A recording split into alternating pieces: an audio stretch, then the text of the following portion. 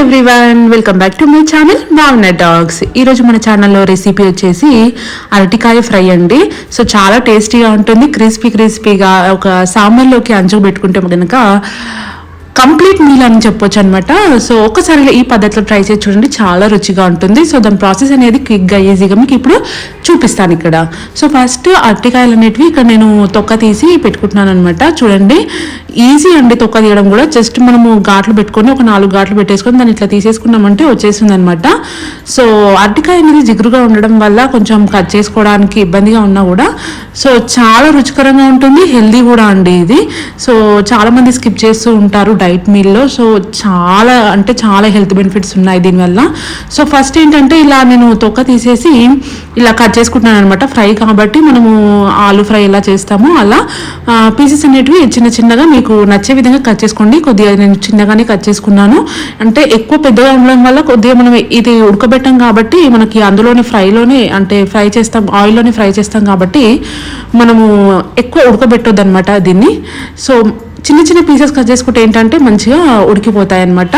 So ఎప్పుడైనా అరటికాయ కూడా మంచిగా ఫ్రెష్గా ఉన్నది తెచ్చుకోండి, చాలా టేస్టీగా వస్తుంది అనమాట. సో ఈ అరటికాయలు అనేటివి మనం పోపు వేసి అవన్నీ వేసే వరకు నల్లగా అయిపోతాయి కాబట్టి ఇక నేను సాల్ట్ వాటర్లోకి ఈ అరటికాయ ముక్కలన్నింటినీ వేసేసుకుంటున్నాను అనమాట, నల్లగా కాకుండా.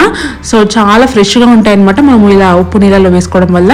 సో అది పక్కన పెట్టేసి ఇక్కడ ఒక బాండి తీసేసుకొని అందులోకి ఆయిల్ వేసుకుంటున్నానండి. ఆయిల్ అంటే ఫ్రైకి తగ్గట్టుగా వేసుకోండి.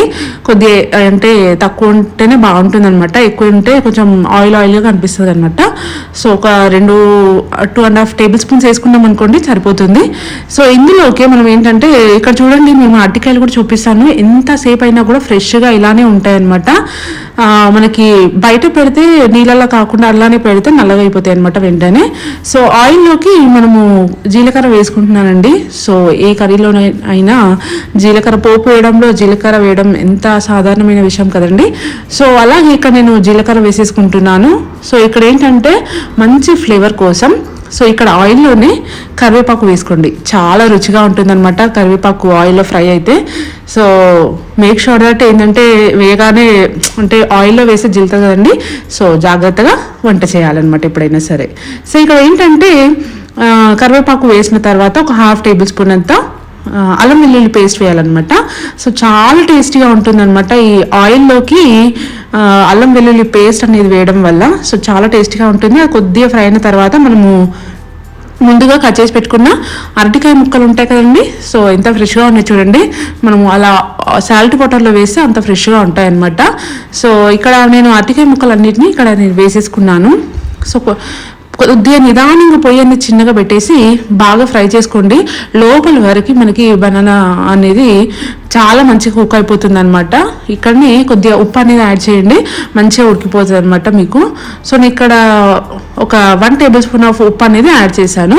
సో ఉప్పు అని యాడ్ చేయడం వల్ల టేస్టీగా ఉంటుంది, మంచిగా తొందరగా ఉడికిపోతుంది కూడా. సో ఫ్రెండ్స్, మీలో కనుక ఎవరైనా నా ఛానల్ని ఫస్ట్ టైం చూస్తున్నట్టయితే సబ్స్క్రైబ్ చేసుకోండి. సబ్స్క్రైబ్ చేసుకున్న తర్వాత పక్కన ఉన్న బెల్ ఐకాన్ని మాత్రం హిట్ చేయకుండా వెళ్ళకండి, ఎందుకంటే నేను ఏ వీడియో పెట్టినా మీకు మీ మొబైల్కి నోటిఫికేషన్ ద్వారా మెసేజెస్ అనేటివి వచ్చేస్తాయి అన్నమాట. సో ఉప్పు వేసి కొద్దిగా ఫ్రై అయిన తర్వాత ఇందులోకి ఒక 1.5 టేబుల్ స్పూన్ అంత కారం వేసుకున్నాను, అంటే స్పైసీకి తగ్గట్టు వేసుకోండి. అందులోకి ఒక 1/2 టేబుల్ స్పూన్ అంత పసుపు, ఒక టేబుల్ స్పూన్ అంత ధనియా పొడి వేసుకుంటున్నానండి. సో ధనియా పొడి వేయడం వల్ల ఫ్రై అరోమా కూడా చాలా బాగుంటుంది. ఇందులోకి కొద్దిగా జీలకర్ర మెంతుల పొడి వేయండి, చాలా సూపర్గా ఉంటుంది అనమాట టేస్ట్ అనేది. సో ఇలా మొత్తం కింద నుంచి పై వరకు కలుపుకోండి, కింద అడుగు అంటుతుంది అనమాట, ఎందుకంటే మన బనానా అనేది జిగురుగా ఉంటుంది అనమాట. సో ఈ జిగురుగా ఉండడం వల్ల అది కొంచెం కింద అడుగు అంటుతుందండి. ఏ చేసినా కూడా ఎప్పుడైనా ఒక పులుసు పెడితేనే తప్ప ఏ ఫ్రై చేసినా మనకి ఇది జిగురుగానే ఉంటుంది. సో ఫైనల్గా ఒక 10 మినిట్స్ తర్వాత మనము కొత్తిమీర వేసుకొని డిష్ అవుట్ చేసుకుంటే మనకి ఎంతో రుచికరమైన అరటికాయ ఫ్రై అనేది రెడీ అయిపోతుందండి. సో ఇది అండి ఇవాళ మన వీడియో అరటికాయ ఫ్రై. సో మరిన్ని వీడియోస్తో మీ ముందు ఉంటానండి. సో చూస్తూనే ఉండండి. Until then, take care, keep smiling, bye bye.